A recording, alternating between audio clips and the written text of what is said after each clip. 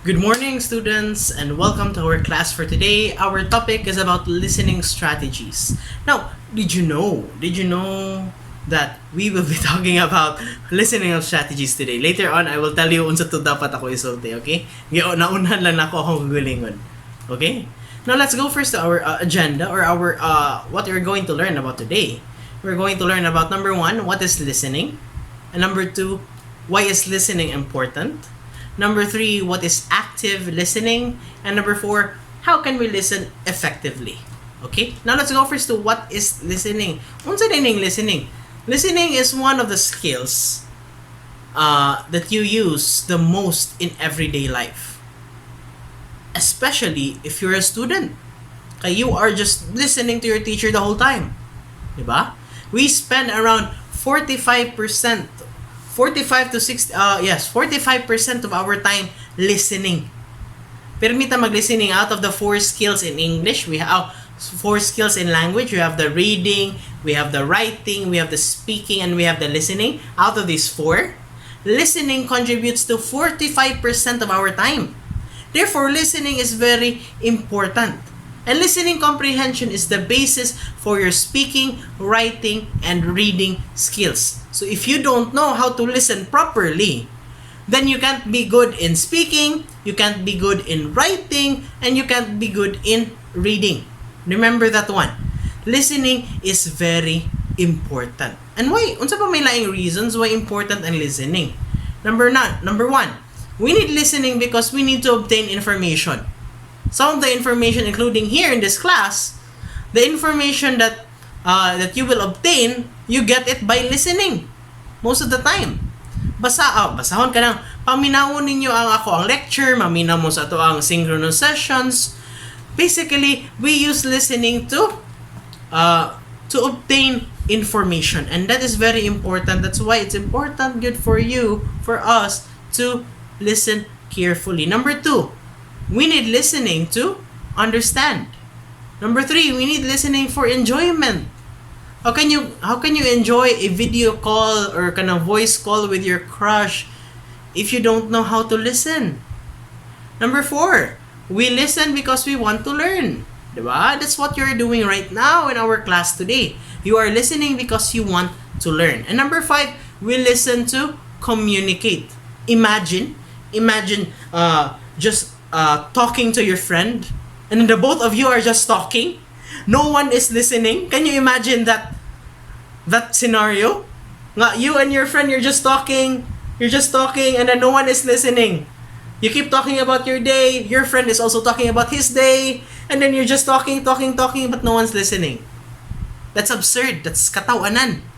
Therefore, listening is very important. Okay? This is why it's important for you to listen. And sometimes we don't listen. We just hear. Diba? There's a difference between hearing and listening. Hearing, wala lang. You just input, output. You just put it here and then throw it here. But when you do listening, you listen and then you understand it. And this is what we call active listening. Okay? Active listening is the effort to hear not only the words of other people. Okay, it's important for us to hear. But then the tendency of hearing is we put it here and then we put it out. But in active listening, we put it here and we try to understand the total message being sent. Atong sabton ang message nga atong nadunggan. That is active listening. Okay? Now, how can we listen effectively? Yes, we know that active listening is important. Yes, we know that we don't only have to hear, but we also have to listen. But how can we do this one effectively? Okay, so here are what they call listening strategies. Now, listening strategies are techniques or activities that contribute directly to the comprehension and recall of the listening input. Again, listening strategies are techniques or activities that contribute directly to the comprehension and recall of listening input. So once we make use of these strategies, these 5 strategies here, then our comprehension skills will become much better, and we can easily recall what we are listening. Okay, sometimes when we listen, and then, what was your lesson last time? I don't know. Diba? Sometimes you do that. I don't know. Especially when your parents ask you, Dong, Dai, what's your lesson for today? I don't know. I don't know. Diba? Sometimes we are like that. But when we use these strategies effectively, then we can easily recall what we have listened to. Okay, so these are the 5: predicting content, listening for gist, detecting signposts, listening for details, and inferring meaning. Now, unsa ni sila, we will explain it, don't worry. Okay? The first one is predicting content. Now, imagine you've just turned on your TV. You see a man in a suit standing on a front map with the symbols of sun, clouds, and thunder. What do you imagine he's going to tell you? Huh? Most likely, he is Mang Tani. or di ba? Or Kuya Kim. He is going to be a weather... The show is a weather forecast.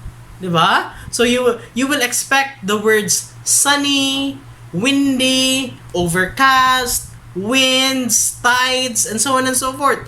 You'll probably hear him in the future tense. Di ba? Mga na sila, it will be a cold day, it will be a cold day starting today, there will be showers in the afternoon, etc., etc.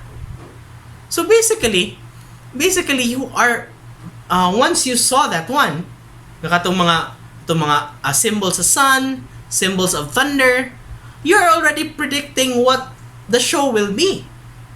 So depending on the context, a news report, a school lecture, or an exchange with your friends, you can often predict the words, the kind of words, and the style of language the speaker will use. Okay, for example, you're talking to your friend. You're going to predict already that it's not gonna be a formal talk with your friend. But if you're going to talk to your teacher, if your teacher calls you for a meeting, then you can expect it's gonna be a formal thing, diba? So that is predicting content. When we predict the topic of a talk or a conversation, all the related vocabulary stored in our brains is activated.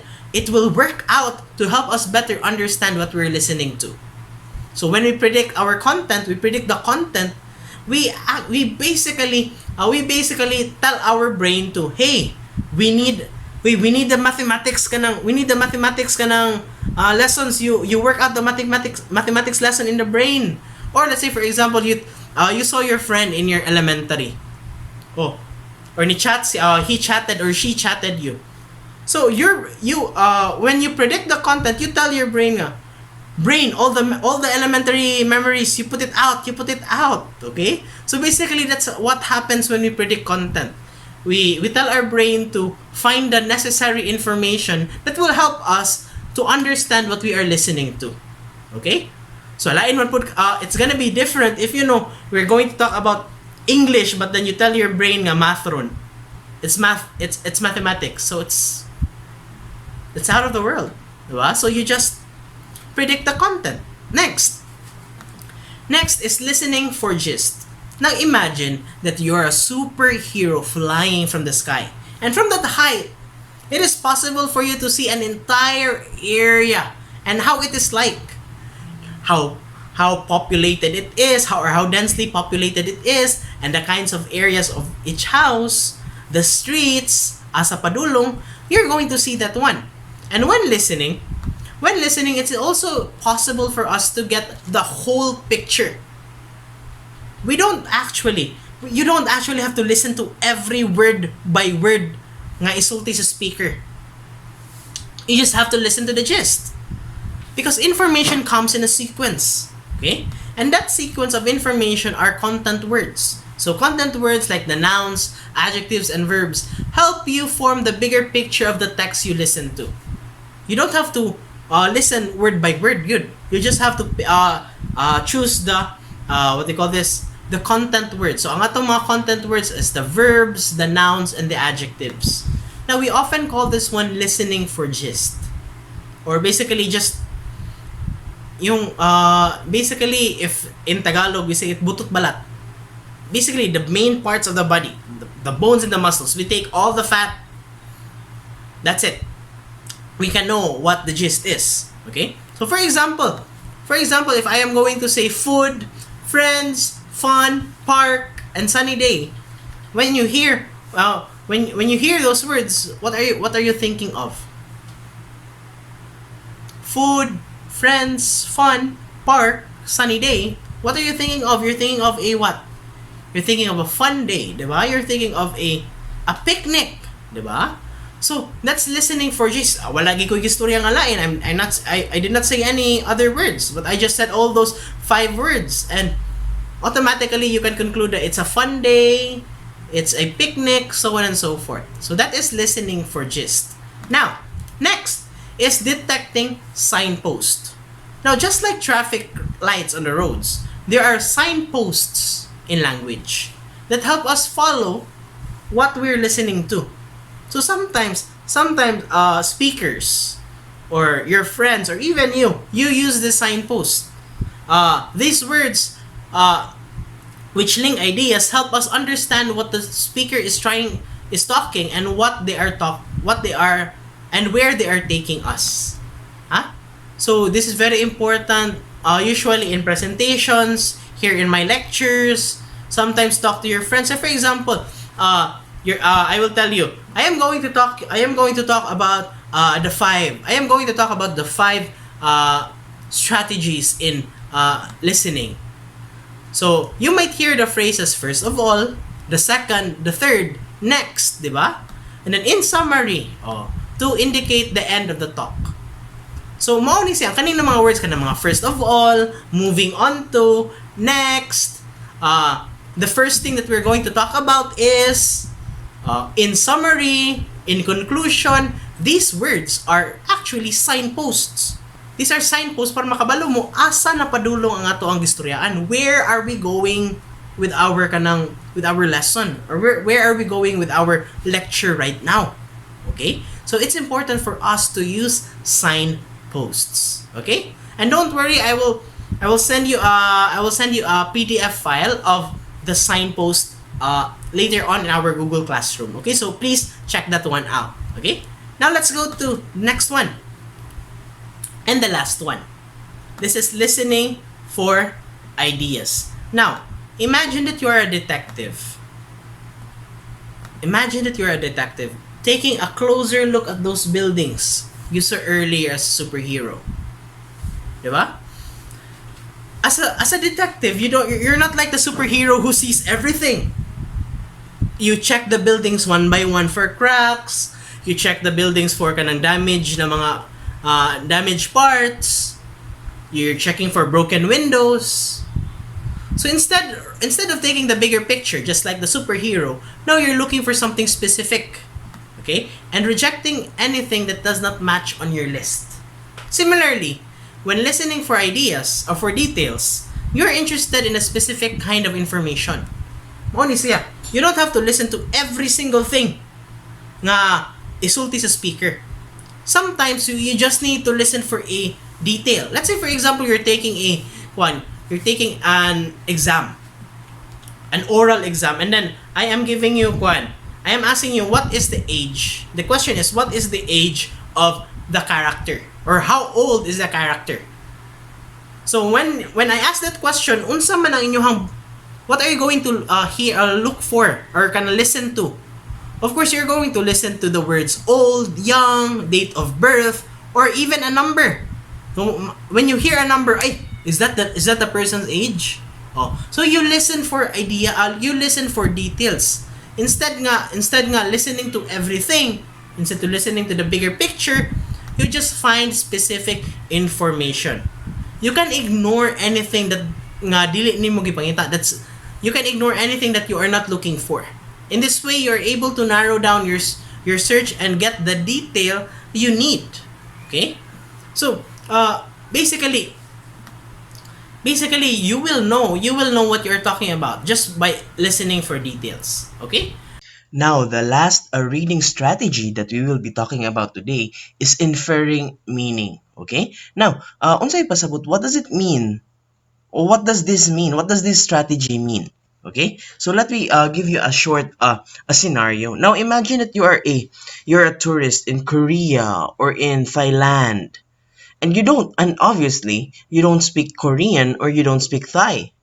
Now, when you're in the restaurant, you are going to hand over you're going to hand over, let's say for example, your credit card for the bill because you're going to pay in the restaurant, and then but the server was like the server's face was kanang cannot be kanang dili man ninyo madrawing ba the server's face was kanang disfigured. Okay, so and murag the face of the server seems apologetic. Okay, you can determine, you can sense nga the server was saying sorry, or he was upset. So just with that emotion, even though you don't understand what the server is saying, just with that emotion, you understood right away na, oh, okay, this restaurant is not accepting credit cards. So you understood what the server meant and then gave cash instead. So this is the technique. This is the technique of inferring meaning. You use clues. We use clues and prior knowledge about a situation to work out the meaning of what we hear. So we don't need actually to what they call this to listen to everything. We just pwede gan if you know how strong the speaker is. So by those things, so we can already infer the meaning of what the speaker is trying to tell us. Okay, now or let's say for example, what other clues pa man? What other clues can a speaker say? Let's say for example, the kwan, the choice of his words. Maybe the words that he is using is very big, very highfalutin words. So that's not necessary anymore. So you could say nga, okay, this topic is gonna be a very difficult one because even me, I don't understand it. So that's what you do with inferring meaning. Now, similarly, we can infer the relationship between people from the words they use without having to find out directly. So basically, when we talk, we just need to infer the meaning. We don't need to know all the details. Okay, remember that one. Now I will tell you. I will give you. I will show you a conversation. I will read it. I will read, and then I will tell. I will ask you. I will ask you. Who is A and who is B? Okay. So this is the conversation. Tom, did you do your homework? I did, sir. But the dog ate it. That's a terrible excuse. You'll never pass your exams if you don't work harder. So unsa man? Who is letter A and who is letter B? Just try to what they call this, try to listen to the details. Oh. Who is letter A and who is letter B? Pause the video. I want you, when you play your video, I want your answers already. Okay. So, from the words homework and exams, this tells us that this is a conversation between the teacher and his student. Very good. By using contextual clues and our knowledge of the world, we can work out what's being said, who is speaking, and what's taking place. Just by listening, di ba? Just by listening, we know who is talking, what is happening, and that's why it is important for us to listen very carefully. Because listening is a big part of our life. And when we listen, that's where we get most of our information. That's why we need to use these strategies in listening. And remember, these strategies are not standalone. Sir Kevin, what is standalone? Dili siya kuan ba? You don't use it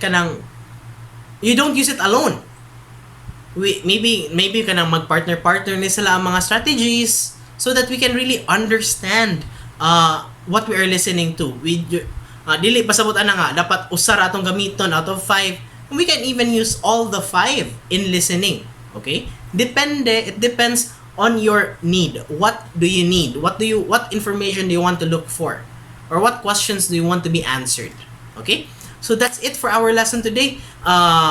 Please make sure to answer the exit tickets, and this week we will have a lot of exercises for your listening. Okay, so please make sure you check Google Classroom often every day for the exercises. Thank you everyone and have a good day.